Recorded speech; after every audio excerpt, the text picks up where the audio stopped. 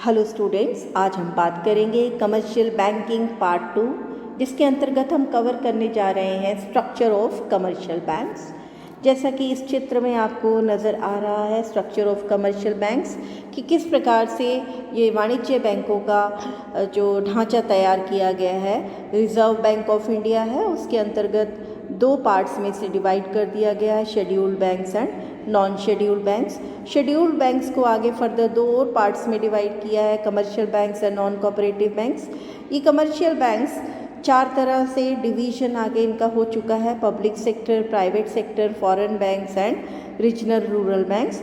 और इसी प्रकार से कोऑपरेटिव बैंक्स भी अलग अलग एरियाज़ में अलग अलग नाम से हैं, जैसे district cooperative bank, state cooperative banks and other cooperative banks. और सबसे पहले हम बात करना चाहेंगे बैंकों के बैंक यानी कि रिज़र्व बैंक ऑफ इंडिया की। भारत में सबसे इम्पॉर्टेंट अगर किसी बैंक का नाम है, या जिससे कहें कि नंबर 1 बैंक, या जिसका कंट्रोल सभी बैंक्स के ऊपर है, जिसे हम गवर्नमेंट का बैंक भी कहते हैं, इसको कहते हैं रिज़र्व बैंक ऑफ इंडिया। यह हमारे देश का सेंट्रल बैंक है, जिसे कि आरबीआई एक्ट 1934 के अंतर्गत 1 अप्रैल 1935 को एस्टैब्लिश किया गया और ये भारत की एक अपेक्स बॉडी माना जाता है। ये क्योंकि गवर्नमेंट का बैंक है, तो इसके लिए इसी कारण से सभी गवर्नमेंट की जो भी फाइनेंशियल एक्टिविटीज़ हैं वो रिज़र्व बैंक ऑफ इंडिया के थ्रू की जाती हैं। और it has the power to control and supervise the banking sector and it also perform various development and promotional functions. USA में इसे फेडरल बैंक ऑफ यूएसए के नाम से जाना जाता है और इंग्लैंड में ये बैंक ऑफ इंग्लैंड के नाम से भी जाना जाता है। हर देश का एक अपना सेंट्रल बैंक होता है।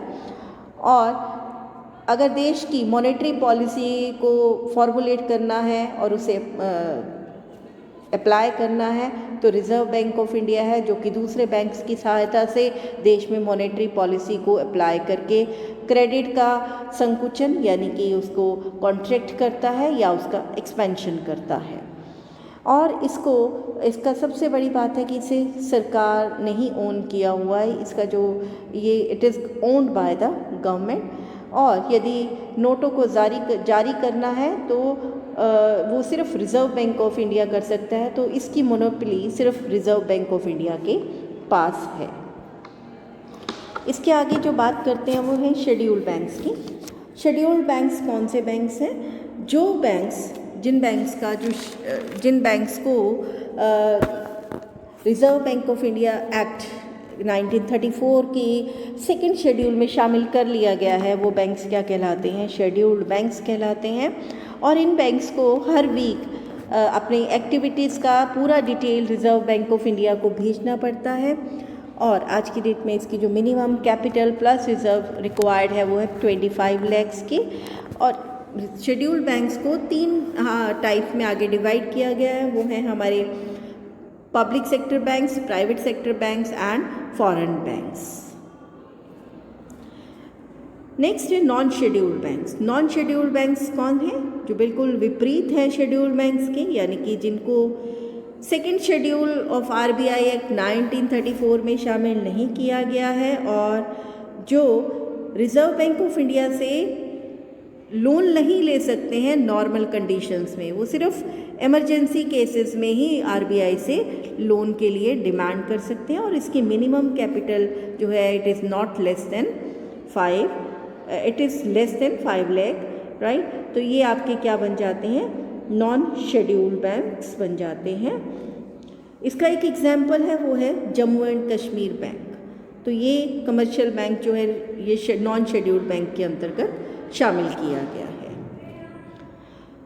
कुछ शेड्यूल्ड बैंक्स के बारे में ये आपके पास लिस्ट गिवन है, जो कि मर्जर से पहले जो बताए गए हैं। State bank of India, Bank of Baroda, Dena Bank, Vijaya Bank, Syndicate Bank, Oriental Bank, bank of India, Bank of Maharashtra, Canara Bank, Central bank of India, Indian Overseas Bank, Punjab national Bank, Punjab and Sind Bank, Union Bank of India, Punjab and Sindh Bank and UCO banks. These are the names of some scheduled banks in India in public sector.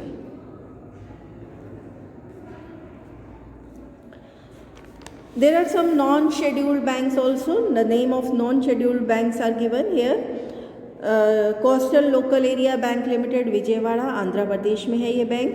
Capital local area bank limited Phagwara Punjab का ये bank है। Krishna Bhima Samruddhi local area bank limited ये भूपनगर में है आंध्र प्रदेश में। और Subhadra local area bank limited Kolhapur Maharashtra में। ये आपको कुछ नाम बताए हैं जो कि नॉन शेड्यूल्ड बैंक्स के नाम हैं जो डिफरेंट एरियाज़ में वर्क कर रहे हैं as non scheduled banks. Scheduled जो बैंक्स है they are categorized in 5 different groups according to their ownership and nature of operations.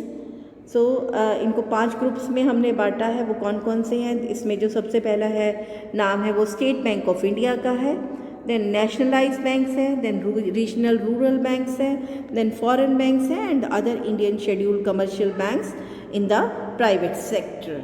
तो ये जो other Indian scheduled commercial banks है ये प्राइवेट सेक्टर के हमने लिए हैं।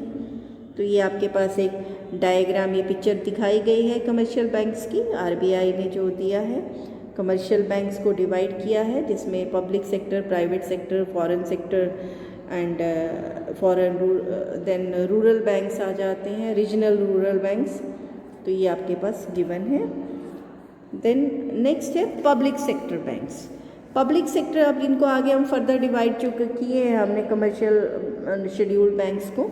तो पब्लिक सेक्टर बैंक्स जो हैं ये मेजर टाइप के बैंक्स हैं इंडिया में जो बहुत ही मेजर फाइनेंशियल एक्टिविटी कर रहे हैं, बैंकिंग एक्टिविटी कर रहे हैं देश में, जहाँ पर 50% से ज़्यादा का स्टेक जो है गवर्नमेंट के हैंड में है। और इनको जो है इनके शेयर्स को जो है स्टॉक एक्सचेंज में भी लिस्टेड किया जाता है। मार्च 2017 में 76 पब्लिक सेक्टर बैंक्स थे, out of which 56 were regional rural banks. Indian banking system में जब अभी हाल ही में कुछ समय पहले finance minister madam Nirmala Sitharaman ji ने अनाउंसमेंट की थी और मर्जर हुआ है 10 बैंक्स का इंटू 4 बैंक्स में मर्जर हुआ है। And on 1 April 2020 this announcement has been come into effect. Currently India has 12 public sector banks and RBI is the central authority that manages all the nationalised banks in India. तो ये 12 जो banks आज की date में काम कर रहे हैं और इनका इसमें से कुछ बैंक्स को मर्ज किया गया अभी हाल ही के जो मर्जिंग फेज़ था उसके अंतर्गत। तो ये जो 12 जो पब्लिक सेक्टर बैंक्स आए हैं हमारे सामने ये आफ्टर मर्जर कौन कौन से हैं? Punjab national bank, bank of Baroda, bank of India, central bank of India, Canara bank, union bank of India, Indian overseas bank, Punjab and Sind bank, Indian bank, UCO bank, bank of Maharashtra and state bank of India. तो ये 12 हमारे सामने आज की date में after merger जो है public sector banks work कर रहे हैं। देन पब्लिक सेक्टर बैंक्स की जो फर्स्ट कैटेगरी है वो है स्टेट बैंक ऑफ इंडिया की। और इस बैंक को सब पहले जो है इम्पीरियल बैंक के नाम से भी जाना था और it was a joint stock company, यानी कि जब इसको रजिस्टर्ड किया गया था इम्पीरियल बैंक के नाम से तब एक जॉइंट स्टॉक कंपनी के फॉर्म में किया गया था। लेकिन अप्रैल 30, 1955 को it became State Bank of India and it was established in 1955 and in 1959 SBI Act was passed और इसके अंतर्गत जो है 7 इसकी सब्सिडरीज थी, सब्सिडरीज वर्क कर रही थी। तो ये जो सब्सिडरीज थी इंडिया की वो कौन कौन सी थी? 7 सब्सिडरीज थी इसकी। State bank of Hyderabad, state bank of Bikaner and Jaipur, state bank of Travancore, state bank of Mysore, state bank of Patiala, state bank of Indore and state bank of Saurashtra. But after merger ये जो अब सीतारमन जी के कार्यकाल में जो मर्जिंग हुई तो उसमें इन सबको मर्ज करके एक ही नाम से दे दिया गया और ये नाम क्या है? State bank of India. Next is nationalized banks. Nationalized refers to the transfer of public sector assets to be operated or owned by the state or central government. So nationalization is a process whereby a central government or state government takes over the private industry, organization or assets into public ownership by an act or an ordinance. यानी कि जो central government या state government है वो private industry, organisation या assets को public ownership में convert कर देती है। ये जो कन्वर्जन है या तो कोई प्रस्ताव पास करके किया जाता है या किसी एक्ट के थ्रू जो है पास किया जाता है। और जो इंडिया में है आज की डेट में जो है पहले जो 14 मेजर इंडस्ट्रियल जो इंडियन कमर्शियल बैंक्स थे उनका नेशनलाइजेशन किया गया in 1969। Then 6 more banks were nationalised in 1980 and total nationalised banks were 20। But in November 1913 another bank, Bharatiya Mahila Bank, was established, which was merged with SBI in March 2017.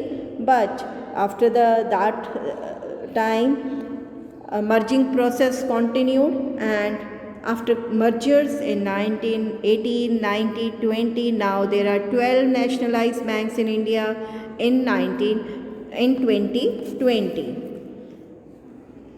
Then there are regional rural banks also. So there are some examples of regional rural banks: Gujarat Gramin Bank, Saurashtra Gramin Bank, Sarva Haryana Gramin Bank, Himachal Pradesh Gramin Bank.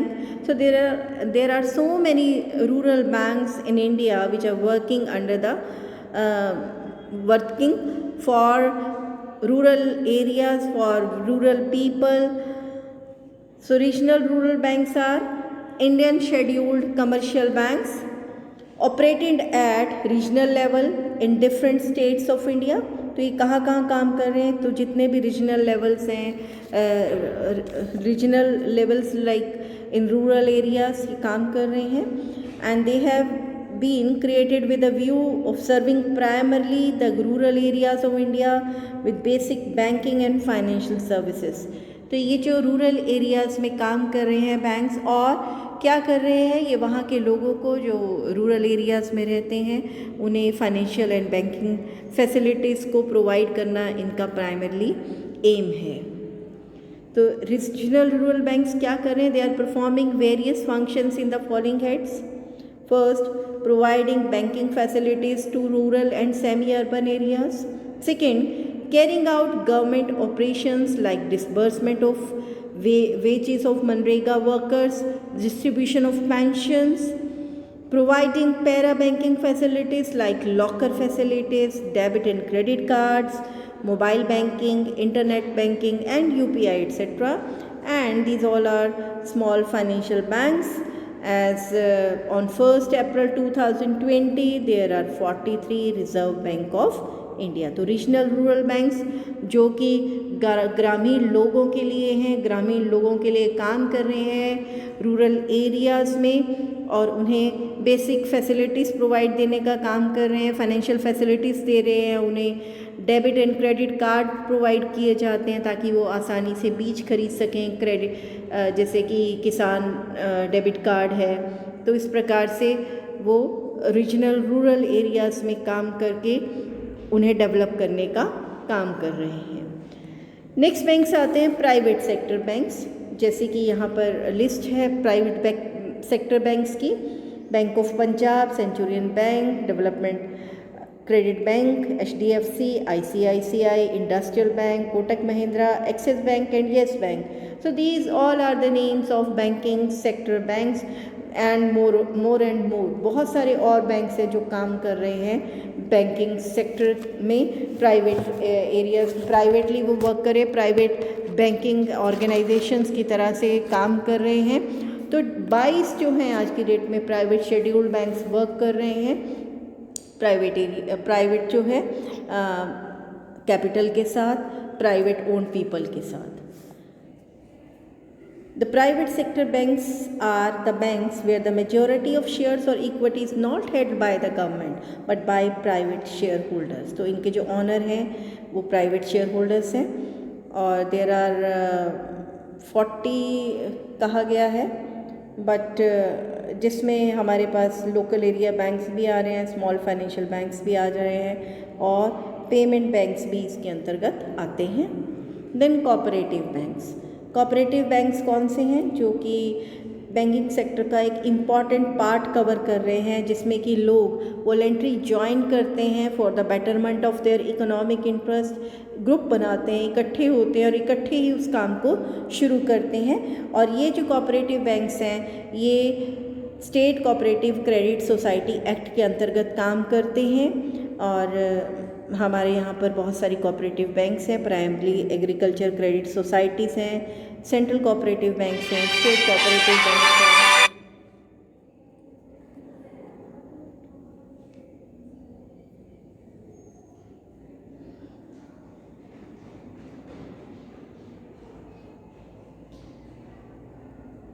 Next is nationalized banks. Nationalized refers to the transfer of public sector assets to be operated or owned by the state or central government. So nationalization is a process whereby a central government or state government takes over the private industry, organization or assets into public ownership by an act or an ordinance. यानी कि जो central government या state government है वो private industry, organisation या assets को public ownership में convert कर देती है। ये जो कन्वर्जन है या तो कोई प्रस्ताव पास करके किया जाता है या किसी एक्ट के थ्रू जो है पास किया जाता है। और जो इंडिया में है आज के डेट में जो है पहले जो 14 मेजर इंडस्ट्रियल जो इंडियन कमर्शियल बैंक्स थे उनका नेशनलाइजेशन किया गया in 1969। Then 6 more banks were nationalised in 1980 and total nationalised banks were 20। But in November 1913 another bank, Bharatiya Mahila Bank, was established, which was merged with SBI in March 2017. But after that time, merging process continued, and after mergers in 1918, 90, 20, now there are 12 nationalized banks in India in 2020. Then there are regional rural banks also. So there are some examples of regional rural banks: Gujarat Gramin Bank, Saurashtra Gramin Bank, Sarva Haryana Gramin Bank, Himachal Pradesh Gramin Bank. So there are so many rural banks in India which are working under the working for rural areas, for rural people. So regional rural banks are Indian scheduled commercial banks operated at regional level in different states of India. तो ये कहाँ कहाँ काम कर रहे हैं? तो जितने भी रीजनल लेवल्स हैं, regional levels like in rural areas ये काम कर रहे हैं। And they have been created with a view of serving primarily the rural areas of India with basic banking and financial services. तो ये जो रूरल एरियाज़ में काम कर रहे हैं बैंक्स, और क्या कर रहे हैं ये वहाँ के लोगों को जो रूरल एरियाज़ में रहते हैं उन्हें फाइनेंशियल एंड बैंकिंग फैसिलिटीज़ को प्रोवाइड करना इनका प्राइमरली एम है। तो रीजनल रूरल बैंक्स क्या कर रहे हैं? They are performing various functions in the following heads. First, providing banking facilities to rural and semi urban areas. Second, carrying out government operations like disbursement of wages of Manrega workers, distribution of pensions, providing para-banking facilities like locker facilities, debit and credit cards, mobile banking, internet banking and UPI etc. And these all are small financial banks. As on 1st April 2020 there are 43 Reserve Bank of India. तो regional rural banks जो कि ग्रामीण लोगों के लिए हैं, ग्रामीण लोगों के लिए काम कर रहे हैं रूरल एरियाज़ में और उन्हें बेसिक फैसिलिटीज़ प्रोवाइड देने का काम कर रहे हैं, फाइनेंशियल फैसिलिटीज़ दे रहे हैं, उन्हें debit and credit card provide किए जाते हैं ताकि वो आसानी से बीज खरीद सकें। क्रेडिट जैसे कि किसान डेबिट कार्ड है, तो इस प्रकार से वो रीजनल रूरल एरियाज़ में काम करके उन्हें डेवलप करने का काम कर रहे हैं। नेक्स्ट बैंक्स आते हैं प्राइवेट सेक्टर बैंक्स, जैसे कि यहाँ पर लिस्ट है प्राइवेट सेक्टर बैंक्स की। Bank of Punjab, Centurion bank, development credit bank, HDFC, ICICI, industrial bank, Kotak Mahindra, axis bank and yes bank. So these all are the names of banking sector banks and more and more. बहुत सारे और banks हैं जो काम कर रहे हैं banking sector में, प्राइवेट एरियाज, प्राइवेटली वो वर्क करे, प्राइवेट बैंकिंग ऑर्गेनाइजेशंस की तरह से काम कर रहे हैं। तो 22 जो हैं आज की डेट में प्राइवेट शेड्यूल्ड बैंक्स वर्क कर रहे हैं प्राइवेट जो है कैपिटल के साथ, प्राइवेट ओन्ड पीपल के साथ। The private sector banks are the banks where the majority of shares or equity is not held by the government but by private shareholders. तो इनके जो ऑनर हैं वो प्राइवेट शेयर होल्डर्स हैं और there are 40 कहा गया है, बट जिसमें हमारे पास लोकल एरिया बैंक्स भी आ रहे हैं, स्मॉल फाइनेंशियल बैंक्स भी आ रहे हैं और पेमेंट बैंक्स भी इसके अंतर्गत आते हैं। Then cooperative banks. Cooperative banks कौन से हैं? जो कि बैंकिंग सेक्टर का एक इम्पॉर्टेंट पार्ट कवर कर रहे हैं, जिसमें कि लोग वॉलेंट्री ज्वाइन करते हैं for the betterment of their economic interest, group बनाते हैं, इकट्ठे होते हैं और इकट्ठे ही उस काम को शुरू करते हैं। और ये जो कोऑपरेटिव बैंक्स हैं ये state cooperative credit society act के अंतर्गत काम करते हैं और हमारे यहाँ पर बहुत सारी कोऑपरेटिव बैंक्स हैं, प्राइमरी एग्रीकल्चर क्रेडिट सोसाइटीज़ हैं, सेंट्रल कोऑपरेटिव। फॉरेन बैंक्स क्या है? A foreign bank branch is a type of foreign bank that is obliged to follow the regulations of both the home and host country. Foreign banks दूसरे देशों के bank है जो कि हमारे देश के अंतर्गत काम कर रहे हैं, लेकिन इन्हें दोनों के नियमों को ध्यान में रखते हुए काम करना होता है, चाहे वो हमारे देश के नियम हैं, रेगुलेशंस हैं, चाहे वो दूसरे देश के जहाँ की वो ब्रांचेस हैं वहाँ से है। Because the foreign bank branch has loan limit based on the total bank capital, they can provide more loans than subsidiary banks, right. So around जो है 2019 में 46 फॉरेन बैंक्स वर्क कर रहे थे, but at present 44 are working. और कुछ एक foreign banks के आपके सामने नाम है: Citibank, standard chartered bank, HSBC bank, India bank है जो, DBS bank, Barclay bank, bank of America, state bank of Mauritius. तो ये बहुत सारे ऐसे नाम हैं जो कि फॉरेन बैंक्स की तरह से इंडिया में वर्क कर रहे हैं और पब्लिक सेक्टर बैंक के साथ कम्पीट कर रहे हैं। Then there are very important is payment banks, जो आज की डेट में पेमेंट्स के लिए आप पता है, आप ऑनलाइन जो सब पेटीएम, एयरटेल, ये बहुत सारे ऐसे बैंक्स बन गए हैं, फ़ोन पे या जियो का भी आ गया पेमेंट बैंक। तो इस प्रकार के जो पेमेंट बैंक्स हैं ये न्यू मॉडल पर वर्क कर रहे हैं, न्यू डिजिटलाइज्ड हो चुके हैं ये बैंक्स, डिजिटल सर्विसेज को लेकर काम कर रहे हैं। और इसमें एक रिस्ट्रिक्टेड डिपॉजिट जमा मैक्सिमम जो लिमिट है वो 1 लाख पर कस्टमर है जो आप उसमें डिपॉजिट करवा सकते हैं। और ये जो बैंक्स हैं ना तो लोन्स देते हैं, ना ही कोई क्रेडिट कार्ड इशू करते हैं, लेकिन debit card, internet banking, mobile banking, utility bill payment and third party fund transfer का काम करते हैं। आज की डेट में अगर हर व्यक्ति को समझ लीजिए कि अगर उसे बिल पे करना है तो वो ईज़िली अपने मोबाइल के थ्रू इस बैंक की सहायता लेते हुए बिल की पेमेंट कर लेता है और बहुत सारी ऐसी सर्विसेज देता है जिसे कि आसानी से आप घर बैठकर, अगर जैसे आप गवर्नमेंट की जो फैसिलिटीज़ हैं, गवर्नमेंट से LIC करवाना है या जो भी प्रधानमंत्री जो प्रोडक्ट्स हैं उसे ख़रीदना है आपने, तो आपको आसानी से वो सब अपने मोबाइल की सहायता से इन बैंक्स के थ्रू आपको मिल जाएगा।